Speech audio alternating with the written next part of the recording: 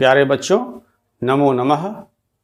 कक्षा 9वीं के संस्कृत कक्षा में आप सभी छात्रों का हार्दिक स्वागत है। मैं ओम नारायण राय, प्रधानाचार्य श्री आदित्य इंटर कॉलेज दाऊदपुर गाजीपुर। सर्वेभ्यः सुप्रभातम। आज हम लोग कक्षा 9वीं के संस्कृत व्याकरण के अंतर्गत पाठ 4 कारक एवं विभक्ति के बारे में अध्ययन करेंगे। प्यारे बच्चों, पूर्व में आपने समास के बारे में पढ़ा। समास में पाठ्यक्रमानुसार 3 समास पढ़ाए गए, तत्पुरुष समास, द्वंद्व समास और कर्मधारय समास। तो आइए आज हम लोग कारक एवं विभक्ति के बारे में पढ़ेंगे। कारक क्या है, पहले कारक के बारे में जानें। साक्षात क्रियान्वयित्वम कारकत्वम, अर्थात जिन शब्दों का क्रिया के साथ अन्वय, साक्षात क्रियान्वयित्वम अर्थात जिन शब्दों का क्रिया के साथ साक्षात अन्वय हो उसे कारक कहते हैं। दोबारा देखें, साक्षात क्रियान्वयित्वम कारकत्वम अर्थात जिन शब्दों का क्रिया के साथ सीधा संबंध होता है, सीधा अन्वय होता है, साक्षात संबंध होता है, उसे कारक कहते हैं। जैसे प्रयागे राजा स्वहस्तेन कोशात निर्धनेभ्यः वस्त्राणि ददाति।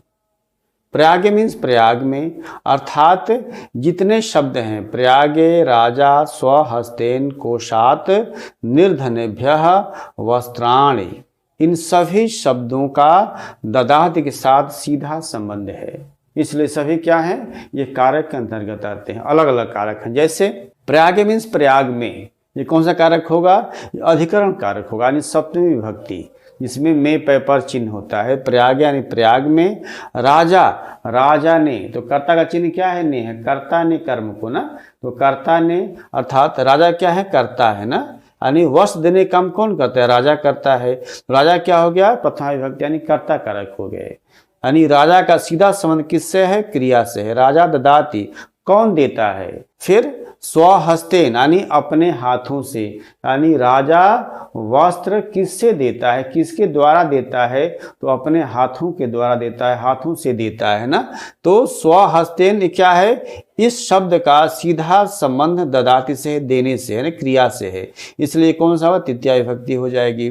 कोशात किससे देता है, कोश से देता है। कोशात ददात यानी कोश से देता है, यानी कोश का संबंध, सीधा संबंध किससे है, ददात से, यानी क्रिया से है ना, कोश से देता है। तो कौन सा होगा इसमें, कोश से मतलब पंचमी विभक्ति होगा, यानी अपादान कारक पंचमी विभक्ति होगी ना। तो ये क्या है, ये कोशात ददात यानी कोश का ददात मीन्स क्रिया के साथ सीधा संबंध है। कौन सा होगा, अपादान कारक होगा।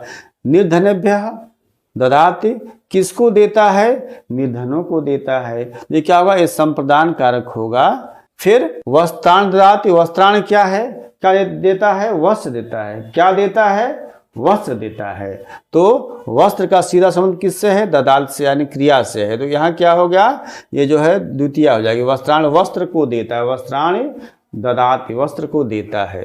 इन सभी शब्दों का सीधा संबंध क्रिया से है, इसलिए कारक हुआ। आगे पढ़ेंगे हम लोग कारक के प्रकार, यानी कारक कितने प्रकार के होते हैं। तो मूल रूप से कारक 6 प्रकार के होते हैं। पहला कर्ता कारक, दूसरा कर्म कारक, तीसरा करण कारक, चौथा संप्रदान कारक, पांचवा अपादान कारक और छठा अधिकरण कारक। ये मूल रूप से 6 प्रकार के कारक बताए गए हैं। और संबंध और संबोधन जो 2 कारक हैं, इनको कारक ना मान करके उपकारक मानते हैं, क्योंकि इन दोनों का सीधा संबंध क्रिया से नहीं होता, इसलिए इन्हें उपकारक मानते हैं। मीन 6 प्रकार के कारक होते हैं और 2 उपकारक होते हैं। हम लोग कारक तथा कारक के प्रकार के बारे में जाना। अब चिन्ह के द्वारा कारक एवं विभक्ति के बारे में हम लोग पढ़ेंगे। आगे देखें, कर्ता कारक में प्रथमा विभक्ति का प्रयोग होता है, इसका चिन्ह ने है। कर्म कारक में द्वितीय विभक्ति का प्रयोग होता है, इसका चिन्ह को है।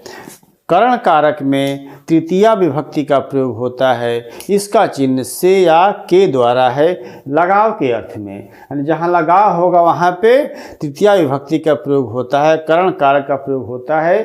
जैसे मैं कलम से लिखता हूँ, जहाँ कलम से हाथ का लगाव है वहाँ पे तृतीया का प्रयोग होता है। चौथा है संप्रदान कारक चतुर्थी विभक्ति, अर्थात संप्रदान कारक में चतुर्थी विभक्ति का प्रयोग होता है। इसका चिन्ह के लिए है।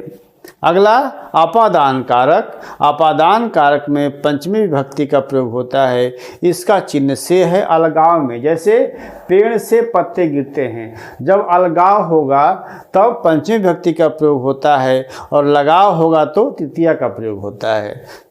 आगे संबंध कारक षष्ठी विभक्ति, इसमें एक दूसरे के बीच में संबंध दिखाया जाता है। ऐसे इसका चिन्ह है का की के ना नी ने रा री रे, ऐसे राम का पुस्तक, तो दोनों के बीच में संबंध है। फिर अधिकरण कारक, इसका अधिकरण कारक में सप्तमी विभक्ति का प्रयोग होता है। इसका चिन्ह है में पे पर। और अंतिम है संबोधन, संबोधन का चिन्ह है हे अरे भो। दोबारा देखें, शार्ट में ऐसे भी याद कर सकते हैं कि कर्ता ने कर्म को करण से, संप्रदान के लिए अपादान से, संबंध का की के ना नी ने रा री रे, अधिकरण में पे पर, संबोधन हे अरे भो। आगे देखें, इसमें पहला है कर्ता कारक। अब कर्ता कारक के बारे में हम लोग पढ़ेंगे। कर्ता कारक, इसका सूत्र है स्वतंत्र कर्ता, अर्थात किसी भी क्रिया को स्वतंत्रता पूर्वक करने वाले को कर्ता कहते हैं। स्वतंत्र कर्ता ने क्रिया को करने वाला, क्रिया को संपन्न करने वाला, क्रिया को पूर्ण करने वाला कर्ता कहलाता है। दोबारा देखें, किसी भी क्रिया को स्वतंत्रता पूर्वक करने वाले को कर्ता कहते हैं। जैसे रामः गृहं गच्छति, राम घर जाता है, तो घर जाने का काम कौन करता है? राम करता, तो राम क्या हो गया? कर्ता हो गया। सह पुस्तकम पठति, वह पुस्तक पढ़ता है। त्वम विद्यालयम गच्छसि, तुम विद्यालय जाते हो। अर्थात किसी भी क्रिया को स्वतंत्रता पूर्वक जो करेगा उसे कर्ता कहा जाएगा, उसे कर्ता कारक कहा जाएगा। आगे देखें, दूसरा है कर्म कारक द्वितीया विभक्ति। इसको देखें, कर्म कारक द्वितीया विभक्ति, अर्थात कर्म कारक में द्वितीया विभक्ति का प्रयोग होता है। इसको देखें, क्रिया के कार्य का फल जिस पर पड़ता है, क्रिया के कार्य का फल जिस पर पड़ता है उसे कर्म कारक कहते हैं। पहला सूत्र है कर्तु ईप्सित तमम कर्म कर्म द्वितीया, कर्तु ईप्सित, कर्तु हो ईप्सित, कर्तु मीन्स कर्ता, ईप्सित मीन्स चाहना, तमम कर्म अर्थात कर्ता जिसको सबसे अधिक चाहता है, जिस पदार्थ को कर्ता सबसे अधिक चाहता है उसे कर्म कारक कहते हैं। कर्मण द्वितीया, और कर्म कारक में द्वितीया विभक्ति होती है। जैसे अहम रामम पश्यामि, मैं राम को देखता हूँ, तो किसको देखता हूँ? राम को ना। अर्थात कर्ता देखने का काम किसको करता है? सबसे अधिक राम को करते, इसलिए राम क्या हो गया? कर्म कारक हो जाएगा। रामम पुस्तकम पठति, राम पुस्तक पढ़ता है, यानी पुस्तक क्या हो गया? ये कर्म हो जाएगा, कर्म कारक हो जाएगा पुस्तक में। अहम रामम पश्यामि, राम पुस्तकम पठति, अर्थात कर्ता जिसको सबसे अधिक चाहता है, जिस पदार्थ को कर्ता सबसे अधिक चाहता है, या ये भी कह सकते हैं क्रिया के कार्य का फल जिस पर पड़ता है उसे कर्म कारक कहते हैं। जैसे अहम रामम पश्यामि, रामः पुस्तकम पठति। अगला सूत्र है अकथितम च, कर्म कारक में दूसरा सूत्र है अकथितम च। इसमें दुह याच पच दंड रुधि प्रच चिब्रु शास जी मथ मुख नी ह्री कृष वह, ये 16 प्रकार की धातुएं हैं। कौन कौन से? दुह याच पच दंड रुधि प्रच्छ, ची, ब्रू, शास, जी, मथ, मुष, नी, ह्री, कृष और बह। अर्थात ये 16 प्रकार की धातुएं हैं। ये धातुएं और इनके समान अर्थ यानी समान अर्थ रखने वाले धातुओं के साथ द्वितीय विभक्ति का प्रयोग होता है, वह कर्म कारक होता है। जैसे गाम दोग्धिम पयः, गाम दोग्धिम पयः यानी गाय से दूध दूहता है। बलिम याचते वसुधाम, बलि से पृथ्वी को मांगता है, वसुधा मीन्स पृथ्वी को, बलि से पृथ्वी को मांगता है। बालकम पंथानम पृच्छति, बालक से रास्ता पूछता है। चौरा कृपणम धनम हरते, चोर क्या करता है? कृपण का धन हरता है, कृपण का धन चुराता है। अगला देखें, तीसरा, काला धनोरत्यंत संयोगे। काला धनो अर्थात काल मीन्स समय और धनो दूरी अर्थात समय और दूरी वाचक, समय वाचक और दूरी वाचक शब्दों में द्वितीय विभक्ति कर्म कारक का प्रयोग होता है। जैसे समय में राम 14 वर्षाणि वने न्यवसत, राम 14 वर्षाणि वने न्यवसत अर्थात राम 14 वर्ष तक वन में रहे, यानी लंबा समय तक जो है लगातार जो है वो वन में रहे, इसलिए क्या होगा यहाँ पे? द्वितीय होगी। दूरी में क्रोशम कुटिला नदी यानी कोश भर नदी टेढ़ी है, कोश भर नदी टेढ़ी, इसलिए यहाँ क्या होगा? दूरीवाचक शब्दों में यहाँ द्वितीय विभक्ति अर्थात कर्म कारक का प्रयोग होगा। अगला देखें, अधिशिंग स्थासाम कर्म, अधिशिंग स्थासाम कर्म। अधिशिंग अधि उपसर्ग है, शिंग मीन्स सोना, कठिन शब्द देख लीजिए। शिंग मीन्स सोना, स्था मीन्स ठहरना, आस मीन्स बैठना, अर्थात शिंग, स्था और आस धातुओं से पहले यदि अधि उपसर्ग लगता है तो कर्म कारक द्वितीय विभक्ति होती है। दोबारा देखें, अधि शिंग स्थासाम कर्म अर्थात शिंग सोना, स्था ठहरना, आश बैठना, अर्थात शिंग, स्था और आस धातु से पहले, आस धातु से पहले अधि उपसर्ग लगे तो कर्म कारक द्वितीय विभक्ति होती है। जैसे बालः शय्याम अधिशेते, बालक शैया पर सोता है। रामः गृहम अधितिष्ठति, राम घर बैठता है, घर में रहता है। राजा सिंहासनम मध्यास्ते, राजा सिंहासन पर बैठता है। यहाँ देखिए, बाला शय्याम अधिशेते, यहाँ पे शेते मीन्स सोना अर्थात शिंग धातु से पहले अधि उपसर्ग लगा, यहाँ पे शिंग धातु से पहले अधि उपसर्ग लगा है, इसलिए यहाँ पे क्या होगा? कर्म का द्वितीय विभक्ति होगी। दूसरा, राम गृहम अधितिष्ठति, इसमें तिष्ठ धातु में अधि उपसर्ग लग गया, इसलिए क्या हो गया? अधितिष्ठति, इसलिए क्या होगा? कर्म कारक द्वितीय विभक्ति होगी। यहाँ पे राजा सिंहासनम अधिहासते, राजा सिंहासन पर बैठता है। यहाँ पे आस धातु से पहले क्या लगा? इसमें अधि उपसर्ग लगा, इसलिए क्या हो? यहाँ पे कर्म कारक होगा, द्वितीय विभक्ति होगी। अर्थात दोबारा देखें, अधि शिंग स्थासाम कर्म अर्थात शिंग, स्था और आस धातु से पहले यदि अधि उपसर्ग लगे तो कर्म कारक द्वितीय विभक्ति का प्रयोग होता है। जैसे बालः शय्याम अधिशेते, रामः गृहम अधितिष्ठते, राजा सिंहासनम अधिहास्ते। आगे देखें, अगला, अभितः परितः समया निकषा हा प्रतियोगेपि, अभितः परितः समया निकषा हा प्रतियोगेपि। अभितः मीन्स सब ओर, अब कठिन शब्द देखिए, अभितः मीन्स सब ओर, परितः मीन्स चारों ओर, समया मीन्स पास में, निकषा मीन्स निकट में, और हा मीन्स हाय, प्रति मीन्स की ओर, को या के लिए। दोबारा देखें, अभितः सब ओर, परितः चारों ओर, समया पास, निकषा निकट, हा हाय, प्रति उसके प्रति या उसके ओर या को या के लिए। इनके योग में कर्म कारक द्वितीया विभक्ति होती है। जैसे ग्रामम अविता परितः आम्र वृक्षा संति।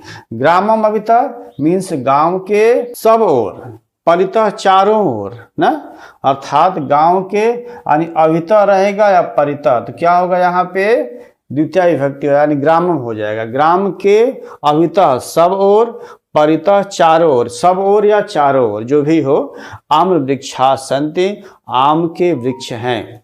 दूसरा देखें, दुर्गम परितः परिखा अस्ति। दुर्गम मीन्स किला, यानी दुर्ग के परितः मीन्स चारों ओर, दुर्ग के चारों ओर क्या है, परिखा मीन्स गड्ढा, खाई, यानी दुर्ग के चारों ओर खाई है, गड्ढा है। ग्रामम निकषा समया नदी बहती। निकषा मतलब नजदीक, समया मीन्स नजदीक, अर्थात गांव के पास, गांव के निकट नदी बहती है, यानी जहां भी निकषा और समया होगा वहां क्या होगा, वहां पे द्वितीया विभक्ति का प्रयोग होगा। बालकः गुरुकुलम प्रति गच्छति। बालक गुरुकुल की तरफ या गुरुकुल की प्रति या गुरुकुल की ओर जाता है। दोबारा देखें, बालकः गुरुकुलम प्रति गच्छति। बालक गुरुकुल के प्रति जाता है, गुरुकुल की ओर जाता है, गुरुकुल की तरफ जाता है। दोबारा देखें, अभिता परिता समया निकषा हा प्रतियोगेपि। अर्थात अभिता परिता समया निकषा हा और प्रति के योग में द्वितीया विभक्ति कर्म कारक होता है। जैसे ग्रामम अभितः परितः आम वृक्षा सन्ति। गांव के सब ओर, गांव के चारों ओर आम के वृक्ष हैं। दुर्गम परितः परिखा अस्ति। दुर्ग के चारों ओर खाई है। ग्रामम निकषा समया नदी बहती। गांव के पास, गांव के नजदीक नदी बहती है। बालक गुरुकुलम प्रति गच्छति। बालक गुरुकुल की ओर जाता है। तीसरा है करण कारक तृतीया विभक्ति।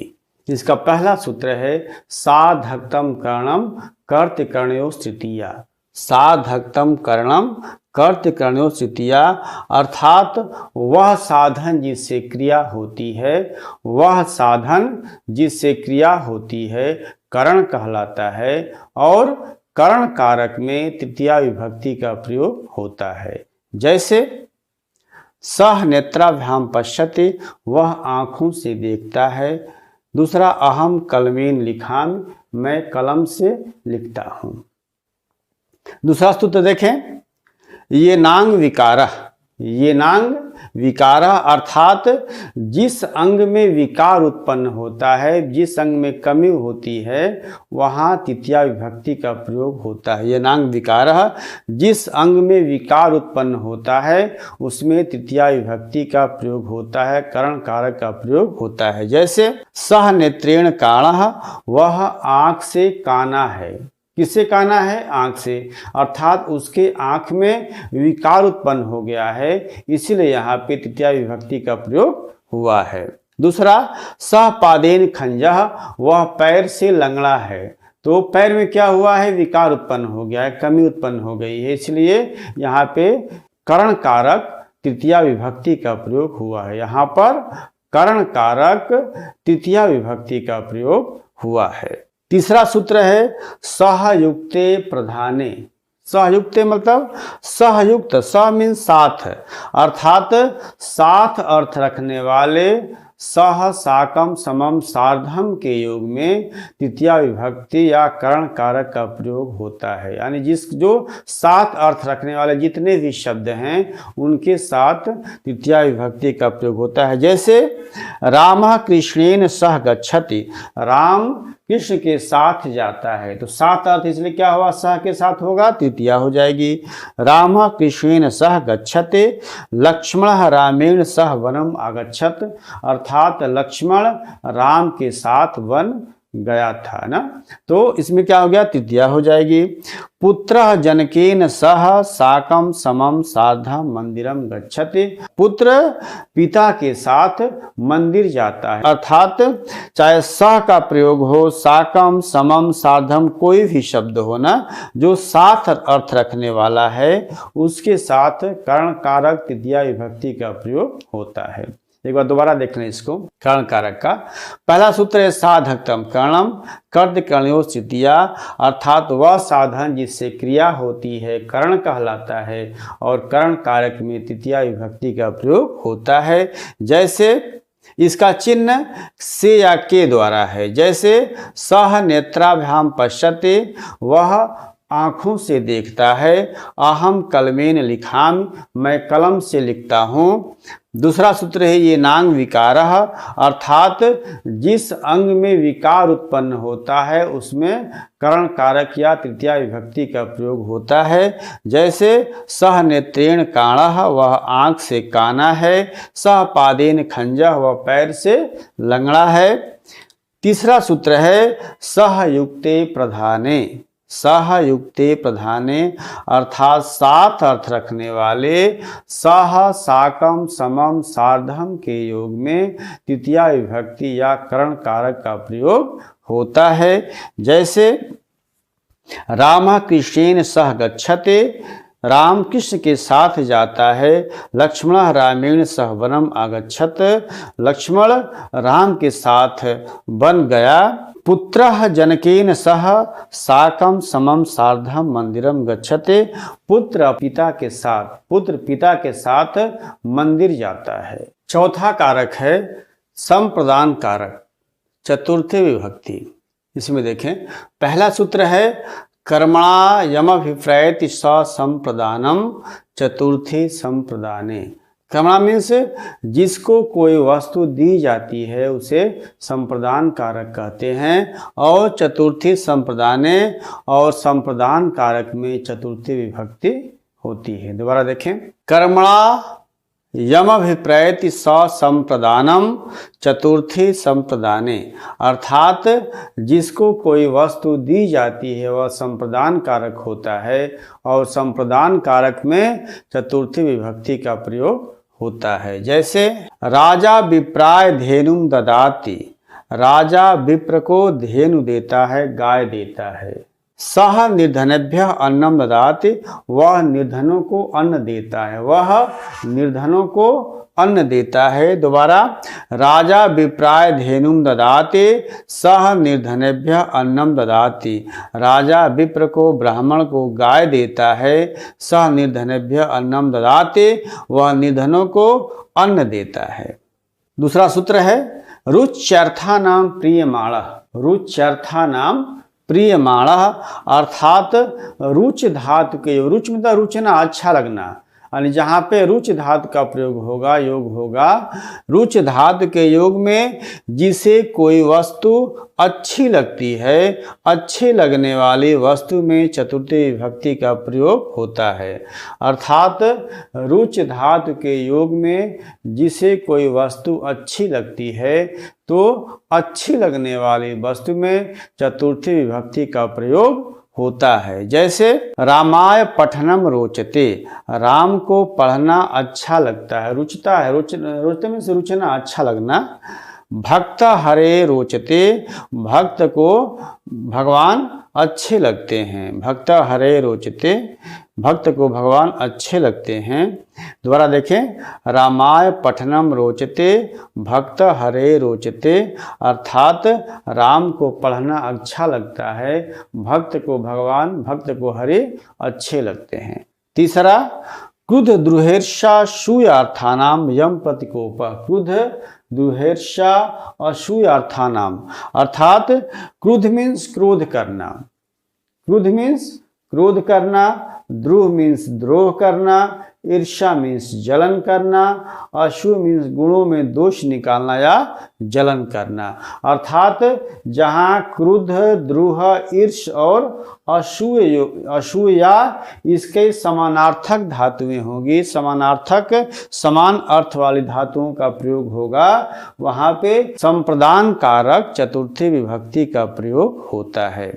जहाँ यानी क्रुद्ध दुहेर्षा असूयार्थानाम यम प्रतिकोपः, अर्थात क्रुद्ध, द्रोह, ईर्ष और असूय तथा इसके समानार्थक धातुओं के योग में चतुर्थी विभक्ति का प्रयोग होता है। जैसे सह हरे क्रुध्यते, वह हरि से क्रोध करता है। स हरे द्रुह्यते, वह हरि से द्रोह करता है। स हरे ईर्ष्यते, वह हरि से ईर्ष्या करता है, जलन करता है। स हरे असूयते, वह हरि से असूय करता है, उनके गुणों में दोष निकलता है, उनके अंदर कमी निकालता है या उससे जलन करता है।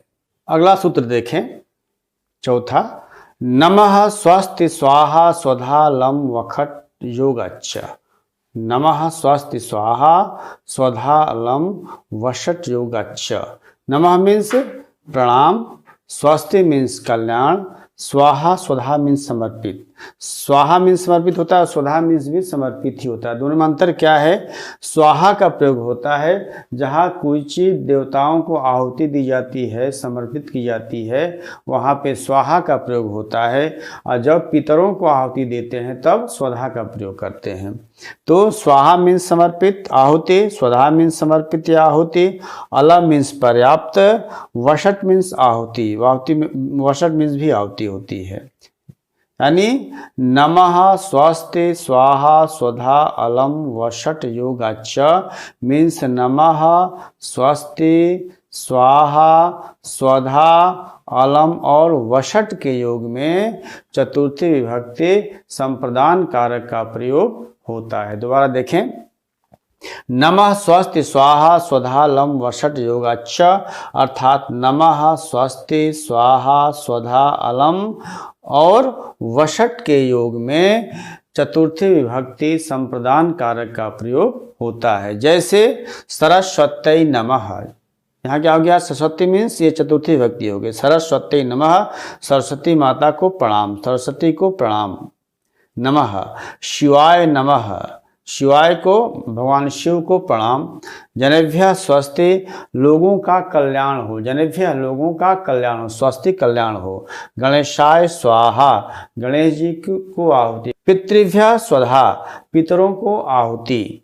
रामः रावणाय अलम, राम रावण के लिए पर्याप्त हैं। प्यारे बच्चों, आज हम लोग कर्ता कारक, कर्म कारक, करण कारक और संप्रदान कारक के बारे में अध्ययन किया। अब गृह वर्ग नोट कर लें। क्वेश्चन नंबर 1, कारक किसे कहते हैं? कारक किसे कहते हैं? उदाहरण देकर समझाइए। दूसरा, विभक्ति कितनी है? प्रत्येक का परिचय दीजिए। तीसरा, सूत्र लिखकर निम्नांकित कारकों के उदाहरण दीजिए। कर्ता, कर्म, करण, यानी तीनों का उदाहरण देना है। कारक का नाम लिखना है और इसका उदाहरण देना है। चौथा, निम्नलिखित रेखांकित पदों में कारक एवं विभक्ति का नामोल्लेख कीजिए। और रामः वाणेन रावणं हतवान, बालकाय पुस्तकं ददाति, सा गृहं गच्छति। पांचवा एक्शन, पुरोहिताय दक्षिणां ददाति में पुरोहिताय पद में कौन सी विभक्ति है? विभक्ति का नाम उल्लेख करना है। छठवां, निम्नलिखित रेखांकित पदों में कारक तथा विभक्ति का नाम लिखिए। अध्यापकः छात्राय पुस्तकं ददाति, और छात्राय में कारक एवं विभक्ति लिखना है। बालकेन सह आगतः पिता, और बालकेन में कारक एवं विभक्ति लिखनी है।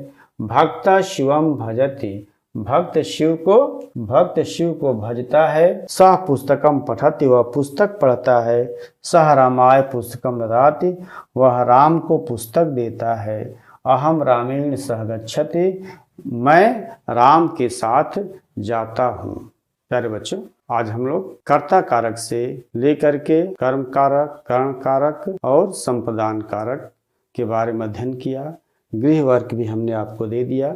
आशा है आप अच्छी तरह से गृह वर्ग नोट कर लिए होंगे। अब इसमें जो शेष बचता है, यानी पंचमी से लेकर के सप्तमी तक, अगले वीडियो में हम अध्ययन करेंगे। तब तक के लिए सबके लिए सद्बुद्धि, सबके लिए उज्जवल भविष्य की मंगल कामना। जय गायत्री माँ। धन्यवाद।